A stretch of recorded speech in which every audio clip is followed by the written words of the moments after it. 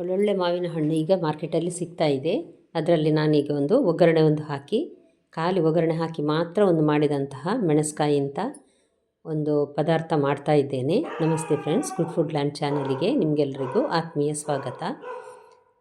ನೋಡಿ, ಸಣ್ಣದಾಗಿ ನಾನು ಮಾವಿನ ಹಣ್ಣನ್ನು ಕಟ್ ಮಾಡಿ ಇಟ್ಟಿದ್ದೇನೆ. 3 ಮಾವಿನ ಹಣ್ಣು ಇದೆ, ತುಂಬ ಸಿಹಿಯಾಗಿದೆ.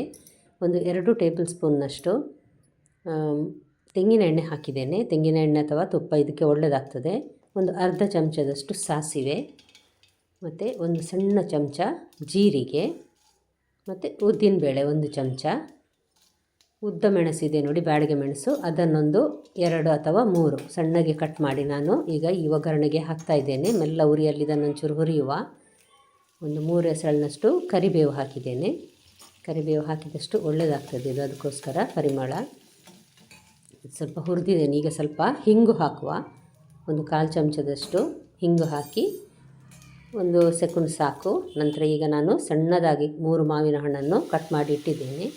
ಅದರ ಗೆರಟೆ ತೆಗೆದಿದ್ದೇನೆ ಬೇಡ ಅಂತ ನೋಡಿ. ಹಾಕಿ ಇವಾಗ ಒಂದು ಸಲ ಇದನ್ನು ಮಿಕ್ಸ್ ಮಾಡುವ. ನಾವು ಕೈಯಲ್ಲಿ ಹಿಚುಕಿಸ ಮಾಡ್ತಾರೆ ಇದನ್ನು, ನಾನೀಗ ಪೀಸ್ ಮಾಡಿ ಮಾಡಿದ್ದೇನೆ. ಯಾಕಂದರೆ ಇದು ತಿನ್ನಲಿಕ್ಕೆ ಬಾಯಿಗೆ ಸಿಗುವಾಗ ಸ್ವಲ್ಪ ಒಳ್ಳೆಯದಾಗ್ತದೆ. ಇದು ಒಂದು 2 ನಿಮಿಷ ಮೆಲ್ಲ ಉರಿಯಲ್ಲಿ ಹುರಿದು ನಂತರ 1 ಕಪ್ಪಿನಷ್ಟು 1-1.5 ಕಪ್ಪಿನಷ್ಟು ನೀರು ಹಾಕಿದ್ದೇನೆ. ಸ್ವಲ್ಪ ಗ್ರೇವಿ ಇರ್ತದೆ. ಇದು ಸ್ವಲ್ಪ ಬೆಂದರೆ ಸಾಕು, ಜಾಸ್ತಿ ಏನು ಬೇಯುವುದು ಬೇಡ, ಸ್ವಲ್ಪ ಮೆತ್ತಗಾಗ್ತದೆ ಅಷ್ಟರವರೆಗೆ ಬೇಯಿಸಿದ್ರಾಯಿತು. ಒಂದು 2 ಚಮಚದಷ್ಟು ಬೆಲ್ಲದ ಹುಡಿ ನಾನು ಹಾಕ್ತಾ ಇದ್ದೇನೆ ನೋಡಿ.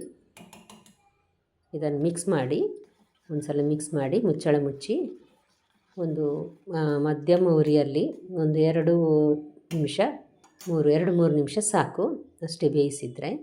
ಉಪ್ಪು ಹಾಕಿ ಈಗ ಮುಚ್ಚಳ ಮುಚ್ಚಿ ಬೇಯಿಸುವ. ಅನ್ನಕ್ಕೆ ತುಂಬ ಒಳ್ಳೆಯದಾಗ್ತದೆ ಇದು, ಗಂಜಿ ಊಟಕ್ಕೆ ಅಥವಾ ಅನ್ನ. ನಾವು ಕುಚ್ಚಲಕ್ಕಿ ಅನ್ನ ಮಾಡೋದು ನೋಡಿ ಮಂಗಳೂರಿನವರು, ಹೆಚ್ಚಾಗಿ ಒಳ್ಳೆಯದಾಗ್ತದೆ ಇದಕ್ಕೆ.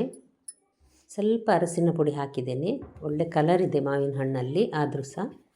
ಇವಾಗ ಮುಚ್ಚಳ ಮುಚ್ಚಿ 1-2 ನಿಮಿಷ ಬೇಯಿಸುವ. ಒಂದು 5-6 ನಿಮಿಷದಲ್ಲೇ ಆಗುವಂತಹ ರೆಸಿಪಿ ಇದು, ಪಕ್ಕನೆ ಮಾಡ್ಕೊಳ್ಬೋದು. ನೀವಿನ್ನೂ ನನ್ನ ಚಾನಲನ್ನು ಸಬ್ಸ್ಕ್ರೈಬ್ ಮಾಡಿಲ್ಲ ಅಂದರೆ ದಯವಿಟ್ಟು ಸಬ್ಸ್ಕ್ರೈಬ್ ಮಾಡಿ, ಹಾಗೂ ಇಷ್ಟ ಆಯ್ತು ಅನಿಸಿದರೆ ದಯವಿಟ್ಟು ಲೈಕ್ ಮಾಡಿ, ಹಾಗೂ ಫ್ಯಾಮಿಲಿ ಫ್ರೆಂಡ್ಸಿಗೆ ಶೇರ್ ಮಾಡೋದನ್ನು ಮರಿಬೇಡಿ. ನೋಡಿ ಆಯಿತು, ನೋಡಿ ಇವಾಗ ರೆಡಿ ಆಯ್ತಿದ್ದು. ನಾನು ಪೀಸಸ್ ಸಿಗುವ ಹಾಗೆ ಕಟ್ ಮಾಡಿ ಇಟ್ಟಿದ್ದೆ ನೋಡಿ, ಹಾಗಾಗಿ ತಿನ್ನುವಾಗ ಇದರಲ್ಲಿ ಸಣ್ಣ ಸಣ್ಣ ಮಾವಿನ ಹಣ್ಣಿನ ಪೀಸ್ ಸಿಗ್ತದೆ. ಕೊತ್ತಂಬರಿ ಸೊಪ್ಪೊಂದು ಹಾಕಿದರೆ ಪದಾರ್ಥ ರೆಡಿ ಆಯಿತು. ಹಾಗಾದರೆ ನಿಮಗೆ ಇವತ್ತು ಇಷ್ಟ ಆಯ್ತಲ್ವ ಫ್ರೆಂಡ್ಸ್? ಇನ್ನು ಹೊಸ ಅಡುಗೆಯೊಂದಿಗೆ ಇನ್ನೊಂದು ಸಲ ನಿಮ್ಮನ್ನು ಮತ್ತೆ ಭೇಟಿಯಾಗ್ತೇನೆ. ನೋಡಿದ ಎಲ್ಲ ವೀಕ್ಷಕರಿಗೆ ಧನ್ಯವಾದ.